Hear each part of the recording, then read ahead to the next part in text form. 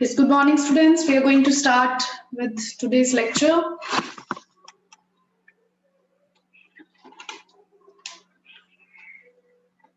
Yes, so firstly, I'll just write the things which we discussed yesterday. So we defined what is a power series, right? And then we were interested in determining that when does a power series converge or diverge. And since the power series was some coefficient which is a function of n and something like this, there was a factor like x or x minus a type something raised to power n. So this is how a general power series looks like. So we were interested in when this power series is going to be convergent. So we concluded that its convergence depends on x. So for some values of x it will converge, while for rest of the values of x it will diverge. So therefore, we will have the concept of interval of convergence and the radius of convergence, right? So I hope these things are clear. So today I'll be giving you first the definitions of these interval of convergence and radius of convergence, and then we will be moving towards the next type of questions, right? So let me just tell you the definition of radius of convergence. We understood the meaning of radius of convergence, that we have an interval and then the length of that interval is this. But let me just give you the definition of this first. So this radius of convergence is defined like if there exists a positive number r such that the series converge absolutely. I'll be sharing the notes. So these all definitions are written over there. So no need to write it down. Just you try to understand that if there exists a positive number r such that the series converge absolutely for this interval. So this is depicting an interval because x minus a will lie from minus r to r and then a minus r to a plus r. So this will be the interval in which the series is going to converge. There will be a center. So you can see this a being called the center of the interval, that some point is there and you are having the equal distance from that point on either side. So that point is called center and r is called the radius of convergence. And it's clear that radius of convergence can't be negative. It is always a positive number. So why they are telling it like if there exists, because we will see in some questions there will not be any radius of convergence. We will come to those kind of examples. So that's why it is defined like if there exists a positive number r such that the series converge absolutely for this interval. So the length of this interval is, if you look at the interval from here, so if you will be comparing the length of the interval, right, as I explained to you yesterday, if you are interested in finding length of this interval, तो किसी भी interval का length हम कैसे find करते हैं? If you are given an interval AB, so the length of the interval is B minus A. So length of this interval is A plus R minus A minus R, which is basically A plus R minus A plus R. So the length of the interval is 2R. So radius is 2r by 2, which is r. That is what I explained to you yesterday directly with the example, that whenever you find the interval of convergence, then what you do, just find the length of the interval, the right hand point minus the left hand point, and then divide by 2. Whatever you will be getting, that will be the radius of convergence. So this is the thing, this is its meaning, its definition, and how to find it, that I have explained here. And this we are going to do in every example from this point onwards. So you will have practice for this. And then what do you mean by interval of convergence? So this interval, let me write here the interval a minus r to a plus r is called interval of convergence, right? But this is this will be subjected, like for this it will be interval of absolute convergence, because we are talking about absolute convergence. In examples it will be clear to you why we are talking about absolute convergence here, and then after that we will be defining interval of convergence. So interval of convergence, interval of absolute convergence, what is the difference between these two? So these things all will be clear in the examples only, right? So let's move ahead towards the example, and before proceeding towards the example I'll be giving you few remarks about this radius of convergence. So this result says if a series converges for all x, for all, this is the meaning of for all, then interval of convergence will be minus infinity to infinity, because I told you x can have any real value. So the domain of x is minus infinity to infinity. So we will have examples like this when the series is going to converge for all values of x, because I told you it depends upon x. It may converge for some values of x, it may diverge for some values of x, and this may also happen that the series converges for all values of x. Then in that case, the interval of convergence is minus infinity to infinity. And yes, can you tell me what will be the radius of convergence? You can write your answers in the chat box. The way I have just told you कि interval से radius कैसे निकालना है. So if the interval is minus infinity to infinity, what will be the radius of convergence? Clearly it is infinity, right? Because uska length of the interval is infinity, right? So the radius is obviously infinity. So that's it. So infinite will be the value of radius of convergence. And second case will be, suppose there is a series which converges only at one point. ये series है, ये all points के लिए convergent थी, means पूरी real line पे. और ऐसी भी सीरीज होंगी जो सिर्फ एक पॉइंट, कोई भी हो सकता है, वो कोई भी रियल नंबर हो सकता है. If a series converges only at one particular point, then interval of convergence is not defined. क्योंकि इंटरवल क्या होता है? इंटरवल डिफाइन करने के लिए आपको मिनिमम 2 पॉइंट चाहिए, और फिर उन दोनों के बीच में infinitely many points आ जाते हैं, right? Interval हम define ही तब कर पाते हैं when we have a left hand point and a right hand point and they are not equal, right? On real line you are having 2 points, so interval में we have actually the infinitely many points, but this is exactly contrasting that there is just one point at which the series is convergent. In that case we cannot talk about what is the interval of convergence, because it is converging only just at exactly one point, right? And then what will be the radius of convergence in this case? Second case, 0, right? क्योंकि interval है ही नहीं. Radius है कि आप जिस point पे हो वहां से कितना डिस्टेंस मूव कर सकते हो कि आपकी कन्वर्जेंस जो है मेंटेन रहे. आप यहाँ पे हो, सेंटर पे हो, इस पॉइंट पे आप कितने डिस्टेंस मूव कर सकते हो, radius, that is the radius कि you retain the convergence of the series. But यहाँ पे क्या है, सिर्फ एक ही पॉइंट पे कन्वर्जेंस है इस केस में, तो that means you can't move, so radius is 0 because interval is not defined. तो ये दो एक्सट्रीम केसेस हैं. कुछ एग्जांपल्स ऐसे आपको मिलेंगे, तो उनमें आपको ये ध्यान रखना है that this is the interval and this is the radius. Otherwise we'll practice this in examples. So let's try the various examples, and please be very careful when we are discussing these examples, क्योंकि सब में same ही procedure लगना है. आपको ने procedure आपका accurate होगा, so you will be doing it perfectly. So the question says, for the given series, determine the radius of convergence and also find for what values of x the series converge absolutely and conditionally.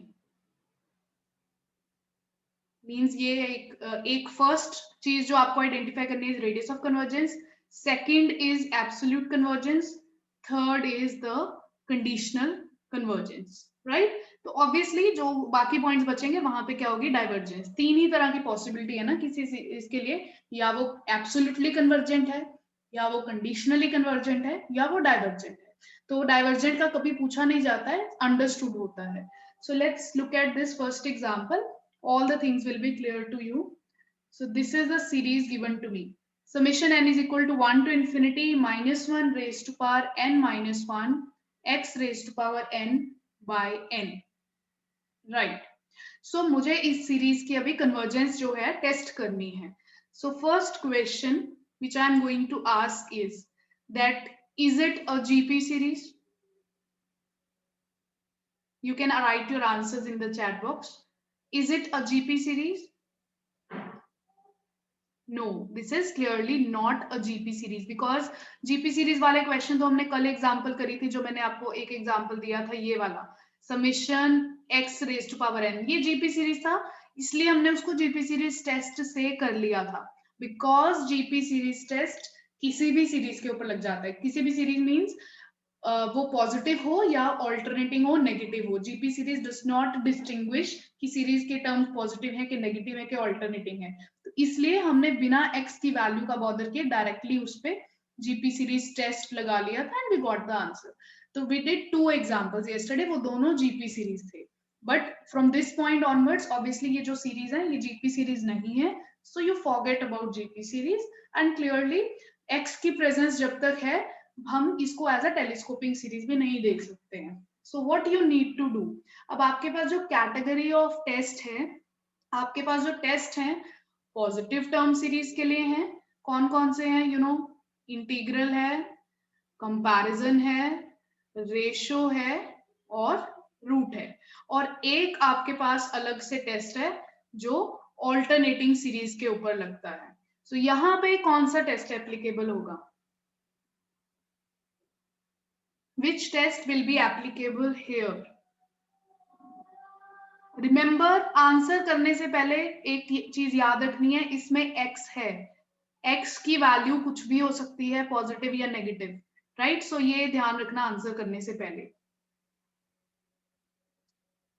Right? सो आप जो भी लोग answer दे रहे हो, root, Leibniz, ये nth root, root, आप सबके जो आंसर्स हैं they are not correct because this is what I wanted you to point out actually.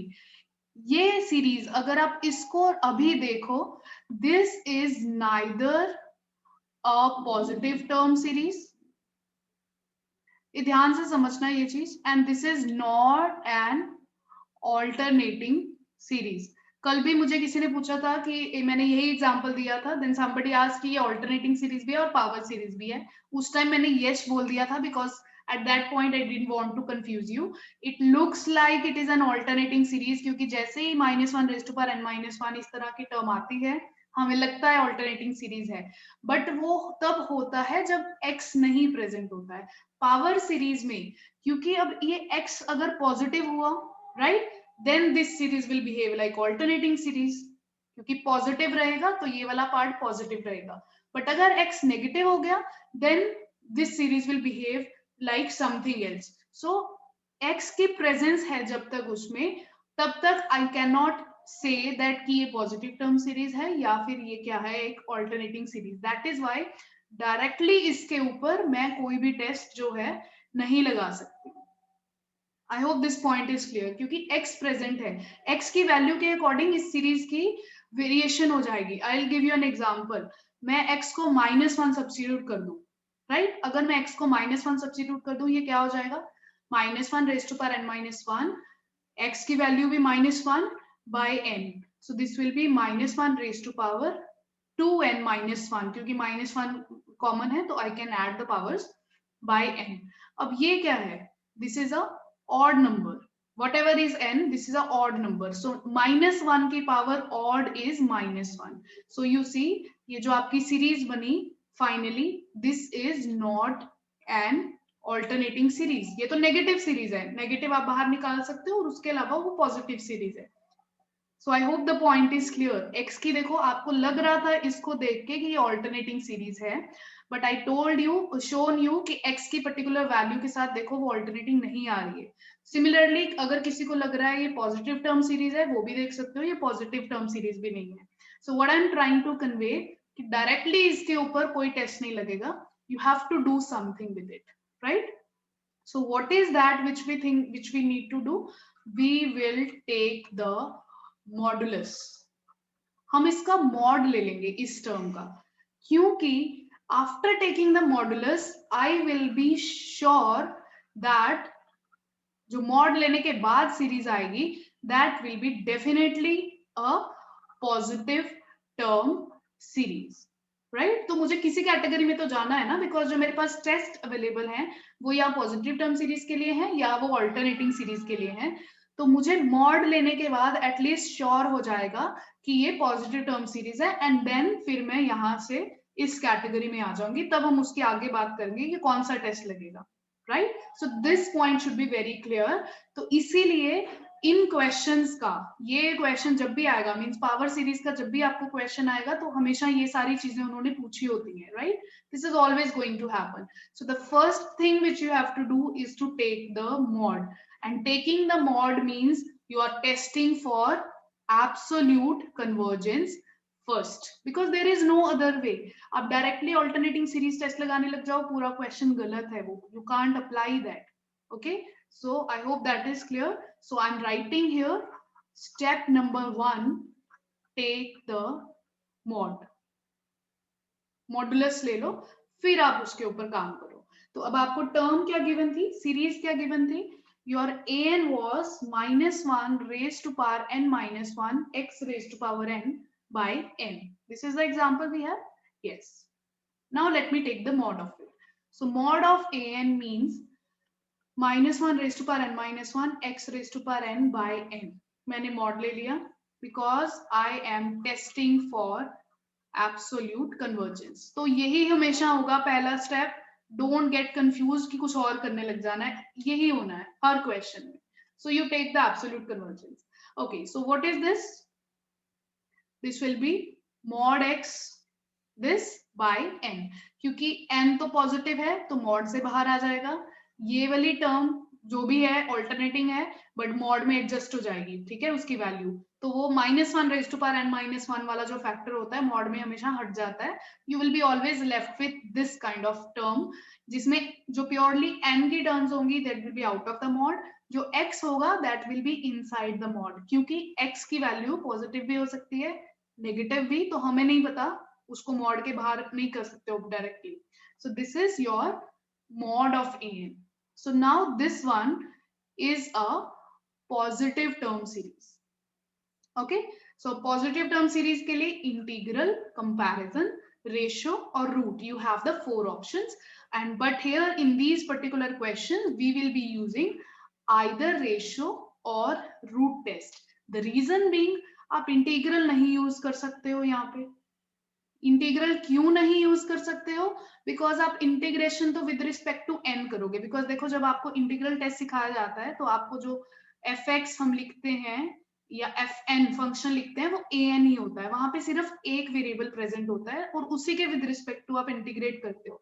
यहाँ पे 2 पैरामीटर्स प्रेजेंट होने की वजह से एक्स भी है एन भी है, और तो एक्स की जब तक आपको वैल्यू नहीं पता होगी आप इंटीग्रल नहीं सॉल्व कर पाओगे, right? So point is quickly coming to the conclusion, हम इंटीग्रल टेस्ट नहीं लगा सकते हैं।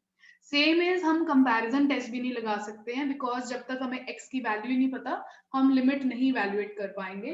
सो conclusion is you need to remember that यहाँ पे हम या रेशियो लगाएंगे या रूट लगाएंगे, and in 99% of the question ratio test works quite well. Ratio से कई बार नहीं आता है तो हम रूट लगा लेते हैं, दोनों से भी आ जाता है। You can try this in various examples.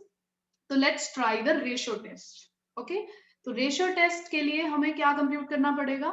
an plus 1, because we know we need to apply an plus 1, तो ऑब्वियसली मॉड रिटेन करना है सो दैट मुझे याद रहे कि मैं एब्सोल्यूट कन्वर्जेंस टेस्ट कर रही हूँ। So what will be an plus 1? n will be changed to n plus 1। And ratio test में हमें करना क्या होता है, लिमिट लेना होता है रेशियो का an plus 1 by an. So this is limit n tending to infinity mod x n plus 1 divided by mod x की power n by n. So what is this limit? Mod x की power n plus 1 mod x की power n by n plus 1. Tell me the value of this limit.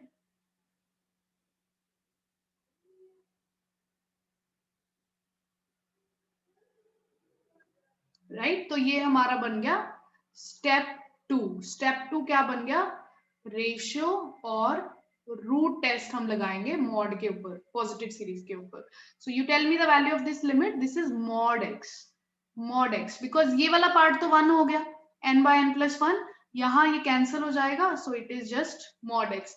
So this is going to happen in almost all the examples that the limit will be function of x, क्योंकि n तो आप substitute कर ही दोगे, n goes to infinity, तो आप limit की value जो बताओगे उसमें n नहीं होगा, ऑब्वियसली x होगा। सो इट्स यूजुअली, आप हर एग्जांपल में देखोगे यूजुअली हमें ऐसे ही मिलेगा, but don't just forget the mod, ये नहीं कि उसका मॉड खत्म हो गया है।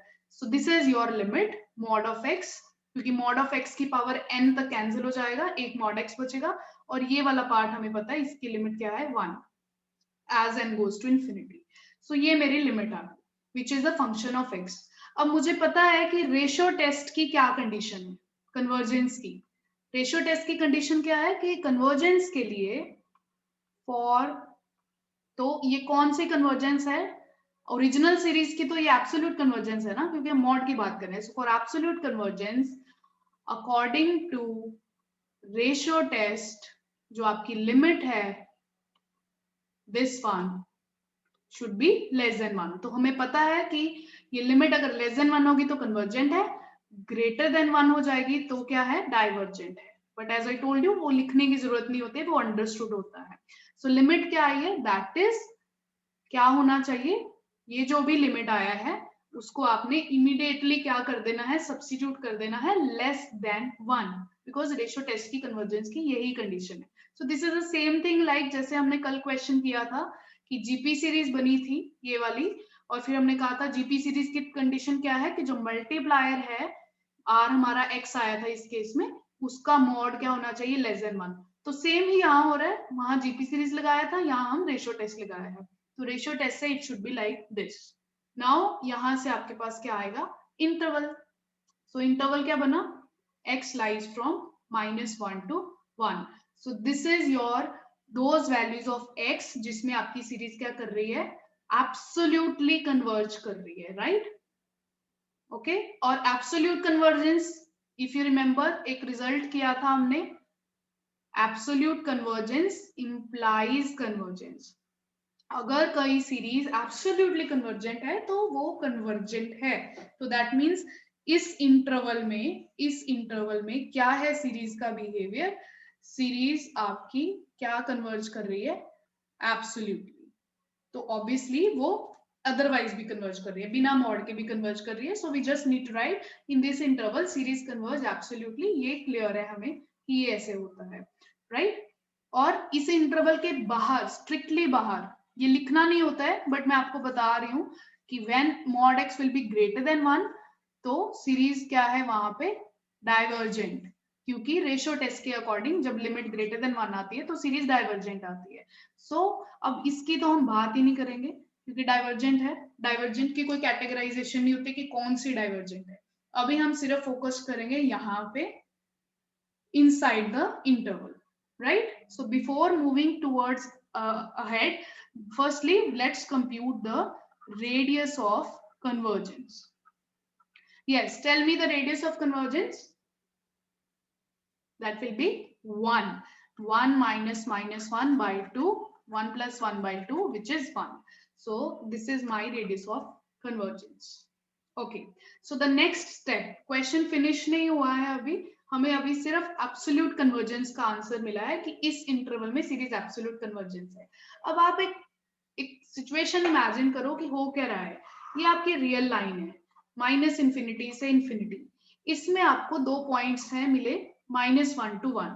स्ट्रिक्टली बिटवीन दिस इंटरवल आपको पता है सीरीज आपकी एब्सोल्युटली कन्वर्जेंट है, और स्ट्रिक्टली आउटसाइड दिस इंटरवल आपको पता है आपकी सीरीज क्या है, डाइवर्जेंट, राइट। अब रियल लाइन में बचा क्या फिर, स्ट्रिक्टली इनसाइड द इंटरवल पता चल गया एब्सोल्यूट कन्वर्जेंस है, और स्ट्रिक्टली आउटसाइड द इंटरवल भी पता है कि डाइवर्जेंट है।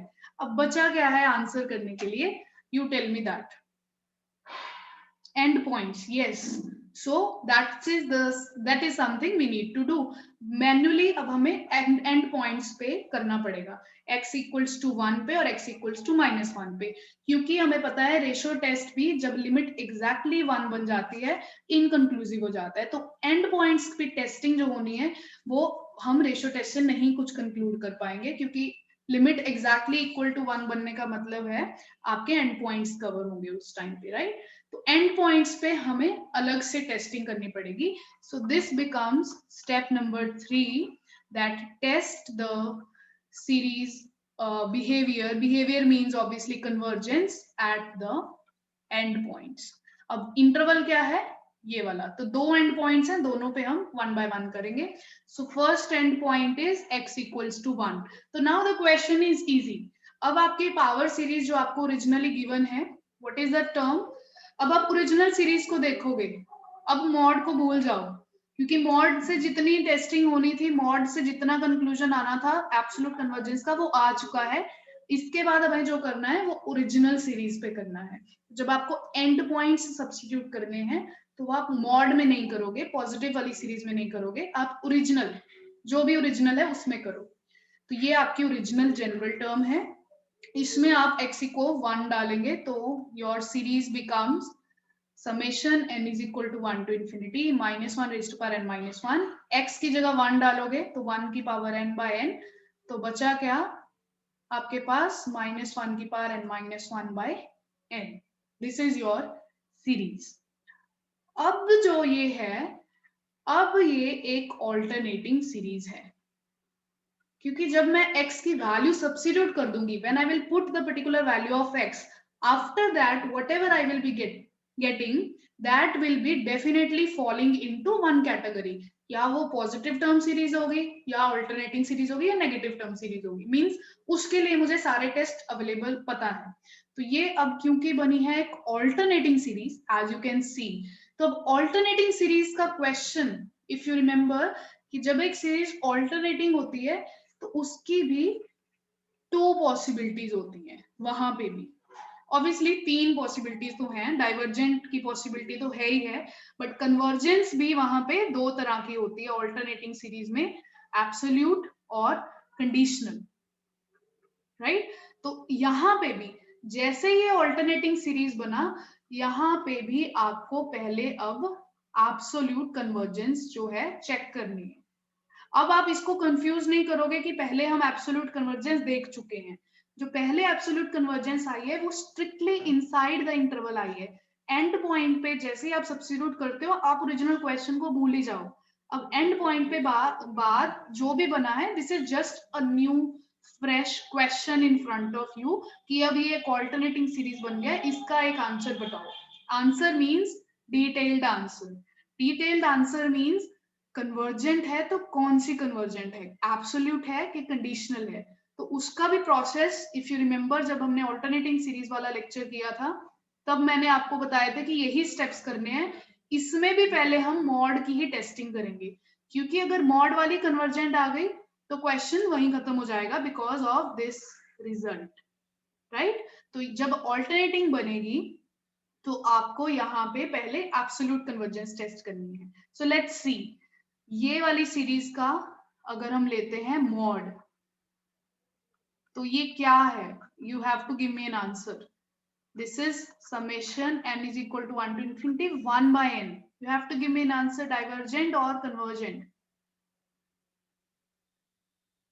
Divergent by p series test, harmonic series है, so I know this is divergent। तो that means ये जो सीरीज आई ये not absolutely convergent आई, तो there is a next possibility कि हो सकता है ये कंडीशनली कन्वर्ज करे, क्योंकि अगर एब्सोल्युटली कन्वर्जेंट आ जाती तो हम लिख देते कि x इक्वल टू 1 पे भी हमारी सीरीज क्या है, एब्सोल्युटली कन्वर्जेंट।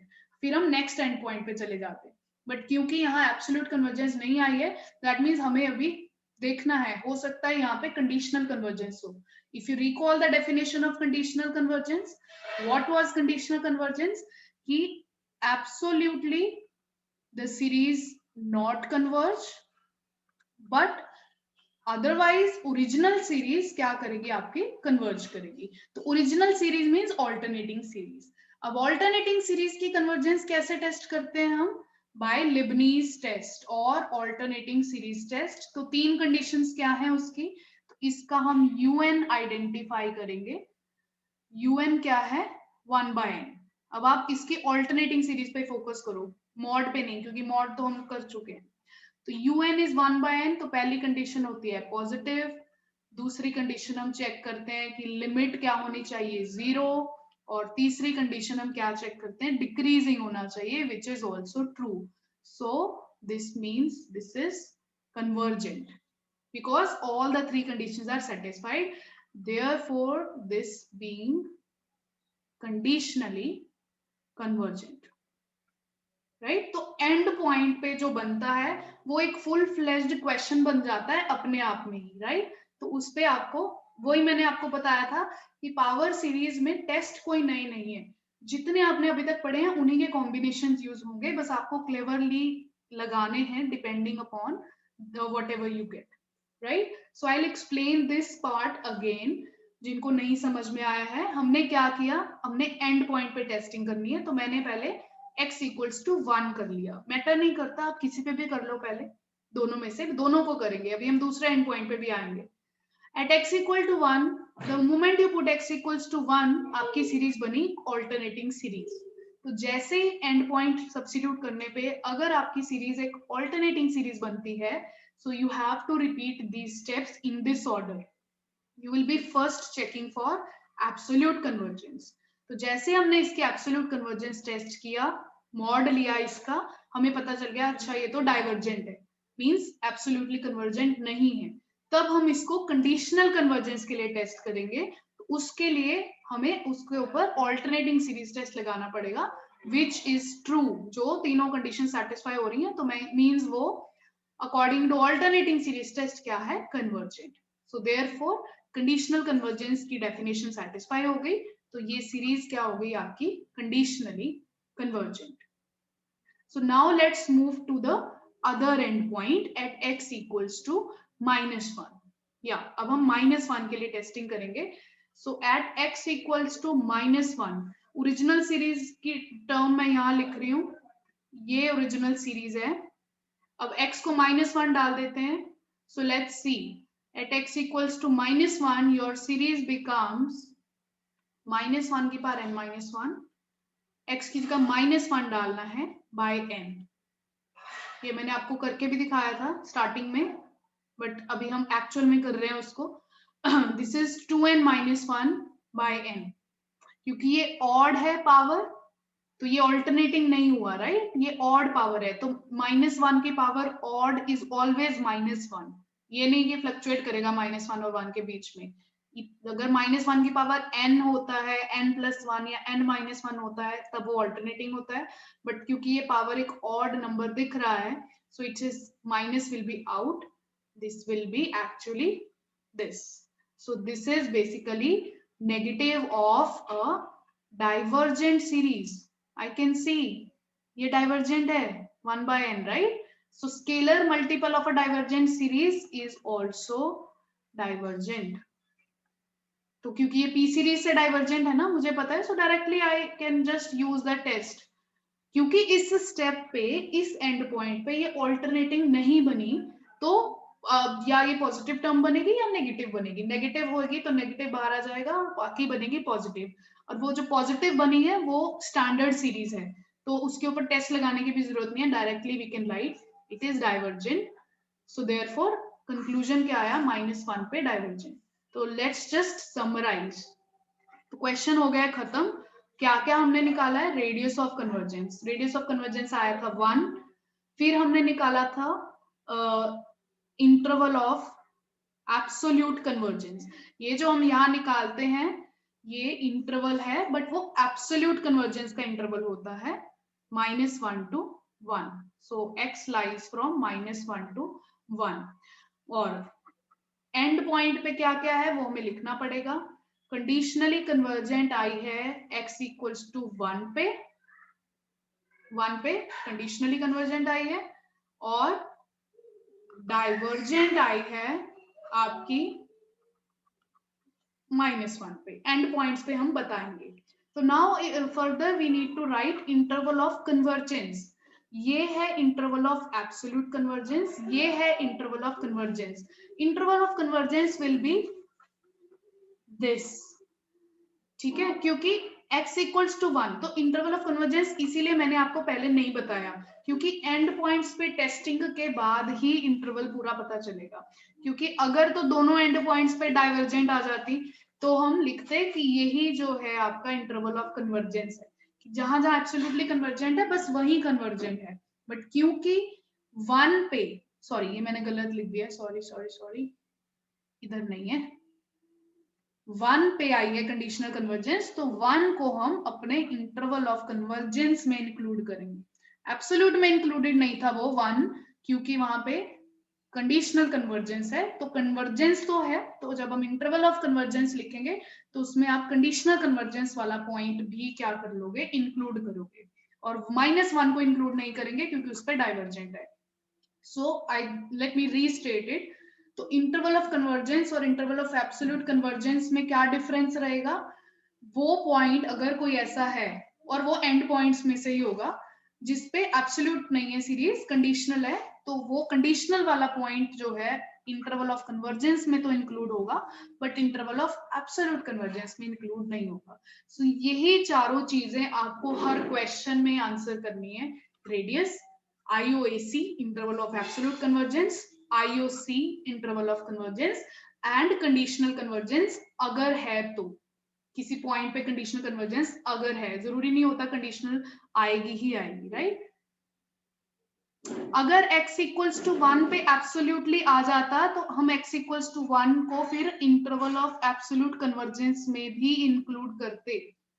बट क्योंकि x इक्वल टू 1 पे एब्सोल्यूट नहीं आई है तो मैंने उसको, और कंडीशनल आई है तो यहाँ इंक्लूड हुआ है, तो ये यहाँ नहीं आएगा. अगर उस पे एब्सोल्यूट आ जाती सो वो फिर एब्सोल्यूट कन्वर्जेंस वाले इंटरवल में पॉइंट जो है इंक्लूड हो जाता, right. So this was the complete this question. Now we are moving ahead to the next question. So सारे स्टेप्स सेम करने हैं हमें हर पॉइंट पे, हर क्वेश्चन में. Let's go ahead towards the next question. Question number 2, summation n is equal to 0 to infinity x raised to power n by n factorial, right. Okay, let's repeat the steps. अब इसमें वो -1 raise to power n नहीं दिख रहा है आपको, but वो जो हो चाहे नहीं हो, बट हमें पता है स्टेप्स क्या करने हैं. हमें मॉड लेना है सबसे पहले. तो mod of a and b, mod of x raise to power n by n factorial. तो ऑब्वियसली n फैक्टोरियल मैंने मॉड से बाहर निकाल लेना है. और उसके बाद नेक्स्ट स्टेप इज हमें क्या लगाना है, रेशियो टेस्ट. तो रेशियो टेस्ट के लिए n+1 करेंगे. अब रेशियो टेस्ट लगाएंगे, limit n tending to infinity mod an+1 by mod an, limit n tending to infinity n+1 factorial. Yes, इस लिमिट की वैल्यू बताइए please. What is the value of this limit? क्योंकि n+1 factorial है, n factorial है, तो n factorial तो cancel हो जाएगा, n+1 बचेगा, और mod x में हमेशा mod x बचेगा क्योंकि n+1 है और n है. What is the value of this limit?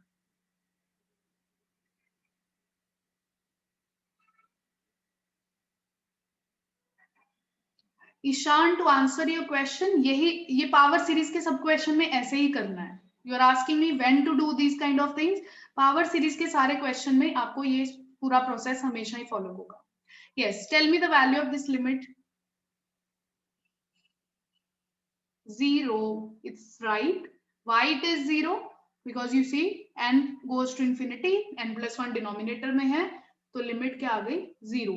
क्योंकि x कुछ भी हो, पॉजिटिव हो, नेगेटिव हो, whatever be the x, this limit is going to be 0. So इस क्वेश्चन और प्रीवियस क्वेश्चन में क्या डिफरेंस है? प्रीवियस क्वेश्चन में क्या हुआ था, हमारी लिमिट आई थी फंक्शन ऑफ एक्स, फिर हम कंडीशन लगाते हैं कि अकॉर्डिंग टू रेशियो टेस्ट ये जो भी लिमिट आई है उसको लेस देन 1 होना चाहिए, क्योंकि वो x का फंक्शन था। अब यहाँ पे वो x का फंक्शन नहीं आई है, तो बस हम 1 से फिर सीधा कंपेयर करेंगे, ये 1 से लेस है, clearly 0 is less than 1, therefore आपकी सीरीज का आंसर आ गया absolutely convergent for all x, क्योंकि x पे डिपेंडेंसी नहीं आई, x के ऊपर डिपेंडेंसी नहीं आई ना लिमिट की, तो आप इंटरवल तो निकाल नहीं सकते, इंटरवल है ही नहीं है वहां पे, जो भी है आपकी लिमिट हमेशा ही लेस देन 1 है, क्योंकि आपकी लिमिट लेस देन 1 है और इसमें x हमने स्पेसिफिक नहीं सब्स्टिट्यूट किया था, so your conclusion is your series is absolutely convergent for all x, and since we know if a series is absolutely convergent, so it is convergent, so your series is actually convergent for all x. So what will be the radius of convergence? Infinity. यही मैंने अभी आपको remarks में लिखाया था, जो मैंने आपको स्टार्टिंग में बताया था यहाँ पे, that if a series converges for all x, in that case your radius of convergence is infinity, your interval of convergence is minus infinity to infinity. So यही इसका आंसर है, interval of absolute convergence minus infinity to infinity, interval of convergence minus infinity to infinity, radius of convergence is infinity, nowhere divergent, nowhere conditionally convergent, पूरे real line पे ये जो series है आपकी absolutely convergent है, right? सो ये भी एक तरह का क्वेश्चन है, इसमें बस क्वेश्चन यहीं पे खत्म हो गया, क्योंकि इंटरवल आया ही नहीं, तो हम एंड पॉइंट्स पे टेस्टिंग क्या ही करेंगे, इंटरवल आपका है minus infinity to infinity, so the question finishes, this particular question finishes here only, right? So I'll be giving you one more question which you have to try at home. Okay, but before moving to that, if you look at this series, ये series क्या है, ये extra बता रही हूँ, इसको expand करोगे क्या बनेगा, 1 plus x square by 2 factorial. So this is basically the series, the exponential function की जो expansion है वो वाली है. Right now हम उसकी बात नहीं कर रहे हैं कि e raised to power x क्यों है, but हमें पता है that is one of the series. तो इससे आपको एटलीस्ट ये पता चल गया कि अच्छा ये सीरीज जब भी हम लिखते हैं this is convergent for all x. x की कोई भी वैल्यू डालो, this sum infinite many sum will always be a finite value. It is defined for all x. That is why क्योंकि ये हमेशा एक फाइनाइट नंबर होगा, means it will be always defined, so that means ये जो सम है इसका exist करता है. अब वो सम क्या है, e raised to power x, means वो हमें एक्स्ट्रा नॉलेज है, वो हमें वैसे पता है, ये यहां से नहीं आ रहा कि ये सम e raised to power x है, दिस इज समथिंग एल्स. वो जो मैंने आपको बताया था कि टेस्ट जो है ये बने हुए, they do not have any capability to tell us the sum of the series, but this is just extra, I am telling you, क्योंकि बाद में हम एक चीज करेंगे तब इसको याद रखेंगे इस रिजल्ट को, कि ये वाली सीरीज जो है हमेशा कन्वर्जेंट होती है absolutely for all x, right?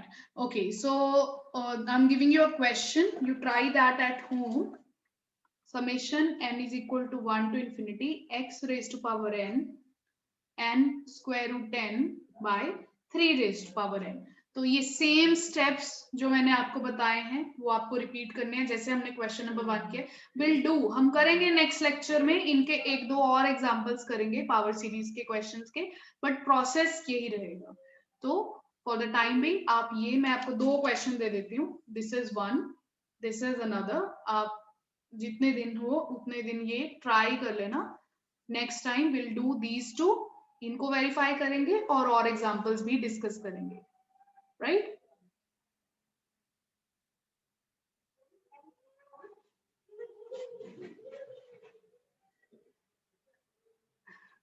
Those who are asking me the question, what is conditional convergence? I would suggest you can look at the previous lectures. Conditionally convergent एक सीरीज की characteristic है, तो वो definition है, कोई भी series अगर वो absolutely converge ना करे, if it is not absolutely convergent but series converge means कोई सीरीज है an, ये खुद तो कन्वर्जेंट है बट इसका मॉड an अगर आप लेते हो वो क्या है, डाइवर्जेंट। तो अगर कोई भी सीरीज ये दोनों कंडीशंस को सेटिस्फाई करती है तो अब हम उसको बोलते हैं कि वो कन्वर्जेंट तो है बट वो कंडीशनली कन्वर्जेंट है। एक्चुअली ये टर्म इंट्रोड्यूस किया गया है to distinguish the series from the absolutely convergent. अगर मॉड वाली कन्वर्जेंट होती है तब उसको एब्सोल्युटली कन्वर्जेंट बोलते हैं, अगर मॉड वाली डाइवर्जेंट होती है फिर हमें इसको चेक करना पड़ता है, और अगर ये कन्वर्जेंट आ जाती है फिर हम उसको कंडीशनली कन्वर्जेंट बोलते हैं, right? Beta, your specific questions, you can ask these questions in the tutorial. While Vidushi, I'm looking at your question, you can do it alternating series test से कर सकते हो, mod लेके कर लो ना उसको. You can take the mod that it will be, फिर ratio test लग जाएगा उसके ऊपर जो क्वेश्चन आप मुझसे पूछ रहे हो, और फिर जो आप सिग्मा an की बात कर रहे हो, हाँ वो एक सीरीज है, वो एक ऑल्टरनेटिंग सीरीज, क्योंकि जो सीरीज खुद ही पॉजिटिव टर्म सीरीज है उसके लिए तो हम एब्सोल्यूट और कंडीशनल की बात ही नहीं करते हैं ना, क्योंकि वो तो है ही एब्सोल्यूटली कन्वर्जेंट ही होगी। तो ये एब्सोल्यूट और कंडीशनल का कॉन्सेप्ट आता ही ऑल्टरनेटिंग सीरीज में है। जैसे इस क्वेश्चन में यहाँ पे आया था कि जैसे एंड पॉइंट सब्स्टिट्यूट हुआ एक ऑल्टरनेटिंग सीरीज बनी, आपके दिमाग में इमीडिएटली आना चाहिए कि मुझे सीधा ऑल्टरनेटिंग सीरीज टेस्ट नहीं लगाना है, क्योंकि अगर आप सीधा ऑल्टरनेटिंग सीरीज टेस्ट लगाओगे तो आप सिर्फ इतना बता पाओगे कन्वर्जेंट है, बट आपको वो डिटेल में बताना है कि वो एब्सोल्यूट वाला कन्वर्जेंट है कि कंडीशनल वाला, तो उसके लिए आपको मॉड वाला पार्ट चेक करना ही पड़ेगा, right? Okay, so that's all for today, will see you next time.